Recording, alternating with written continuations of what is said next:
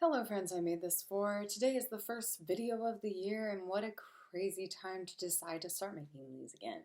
Whereas maybe not so crazy now that we're all stuck in our homes, but a crazy time nonetheless. So today's video is going to be a quickie, and we're going to go over the card of the season. We are being initiated into spring, and thus we are in the first cardinal sign, which is also the first sign in the zodiac, Aries season. So Aries is a great energy. It's so indicative of spring and really getting us into the vibe of getting out there and just creating the spark. As the first sign in the zodiac, it really sets us up as like this is the spark to the fire that will burn with us for the rest of the zodiacal year. But of course, things are weird right now. Obviously, I have tons of outbreaks because of stress. Not working on a Friday, or well, working from home on a Friday, thankfully.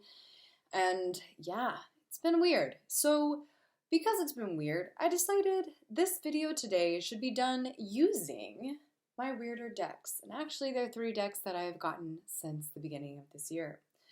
We're going to be looking at Aries through the tarot, as we always do. A little tarot magic never hurt nobody. So we're going to be diving into that energy today through 3 of my weirdest decks. So the decks today are going to be the 8th House Tarot, an astrological deck, the Holly Simple Tarot, which is another modern deck, and then last but not least, Spirit Speak Tarot deck. So these 3 decks are all modern, so we're going to be looking at modern takes in these modern times. Let's start with the Emperor, talking about what card we're all here for. It's the Emperor, right? The Emperor is associated with Aries, and of course the 8th House Tarot illustrates that beautifully, because all the 8th House cards discuss the astrology on them. So we see this is the 8th house card for the Emperor, and we can see it has the ram. The ram is the classic imagery for this card, or at least can be usually found in this card. In the classic imagery of this card, you usually see an emperor sitting on a throne, and said throne has ram's heads at both sides of it and at the top both sides as well. So this is the classic symbolism for Aries as well. That's why we see the ram being shown to us. What we also see in this representation of the card is structure around it. There is this kind of strength that is presented in just the formation that is around this card. And I think that's pretty interesting as far as getting to the point of what the Emperor represents, what that energy speaks to. Because this isn't necessarily just a card about authority and the structures of it, but how we connect with those structures. A lot of people feel a type of way about the Emperor because of the feelings of the superiority of that idea. But what's interesting when we look at tarot is the fact that the Emperor comes after the Empress. We have to move through her to get to him. So it kind of creates the structure of, okay, we are being asked to embody in the Empress and connect with our physical before we can kind of step into our power that is the Emperor. So how does that relate to Aries for us? Well, Aries is that spark. It is identity. It's first house, so of course that's identity. Aries is associated with Mars, which is action-oriented. It's how we fight. It's how we love. And it is how we obtain what we need. Oop, here we go. So that is kind of where the authority-ness kind of comes through. Of course, Mars is represented in a different card, and we'll get to that eventually one day. But for today, Aries. Think about that. The ram, the structure, even the idea of this desert. Being able to be resourceful, I think, is a big thing with the Emperor as well as Aries. It's when we take the death and give it a rebirth, right? Because it's spring. So what does it look like in another deck? Well, let's get weird, shall we? This is the Emperor in the Holly Simple Tarot, who is an astrologer or a tarot reader in Philadelphia. She's a local witch, so I'm very happy to have her deck. Again, there's this idea of structure because instead of 4 walls, like we see in this one, we see 4 legs. So 4 in tarot usually and typically goes to this idea of stability, right? 4 legs to a table or a chair. And I see that stability is kind of brought up here with the 4 legs. The authoritarian, kind of like I am in control and power, is in the wand that he is holding. They are holding, because let's face it, the tarot is non-binary.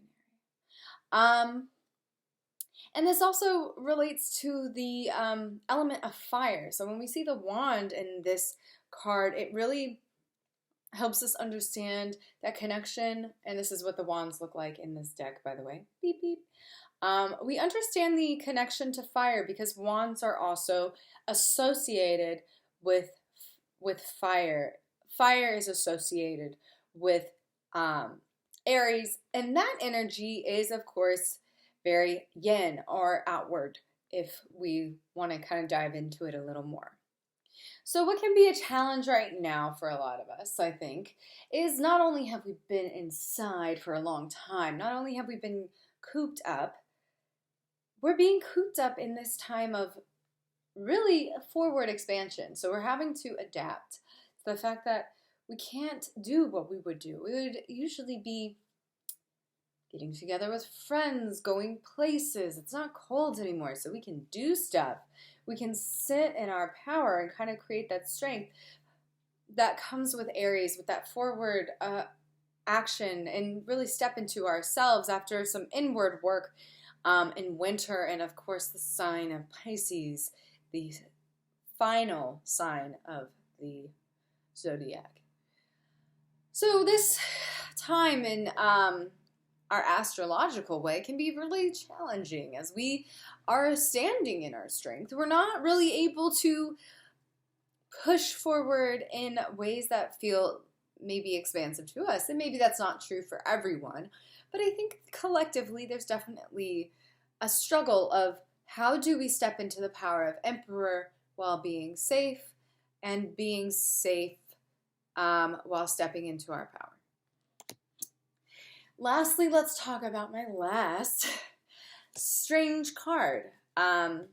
This deck I'm absolutely in love with. Spirit Speak Tarot deck. Wait a second.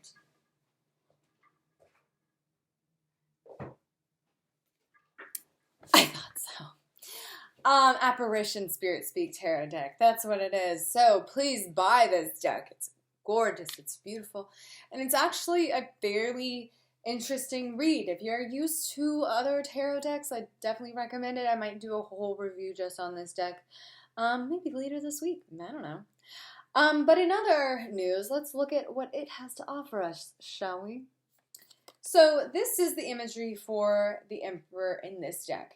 And interesting things, right? Kind of a strange amount to unpack. We see the planet Saturn, which is not necessarily associated with Aries or fire energy. We see a sword, which is more connected to air. We see a vessel, which is very water.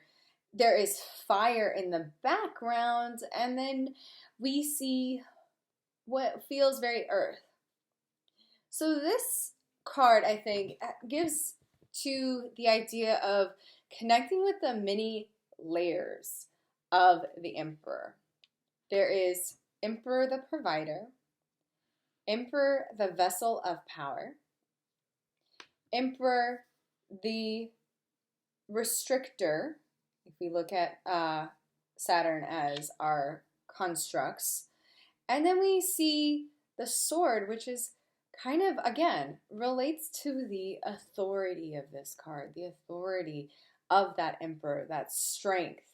It's pointed upward, so that really usually reads as um, outward energy rather than inward. So again, that does make sense. And of course, the fire blanket is really the underlying energy. Though the emperor has many different modalities in which we can kind of dive into it, dive into Aries. It's, again, if we look at it through Aries energy is the emperor energy, we see the abundance, we see the sprout, the fruits. Spring provides us with the ability to connect. Spring provides us with the ability to drink up the resources around us and provide not only for ourselves. The emperor is not just about the individual.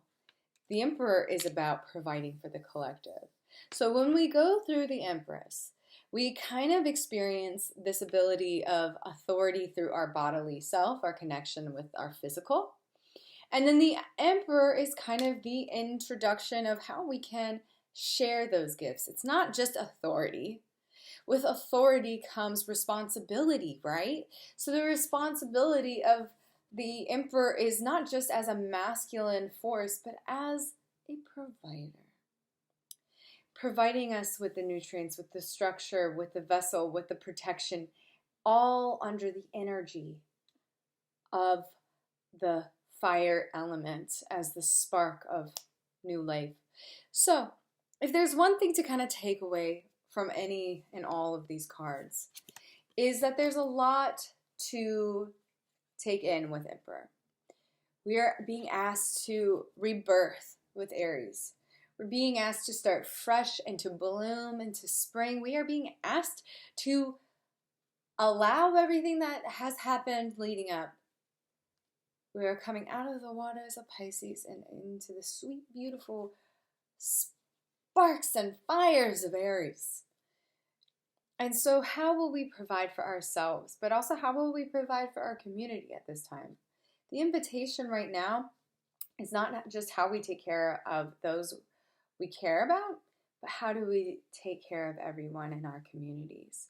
How do we do what we need to do for the betterment of society in a way that comes from strength? It comes from a sense of power without being overpowering.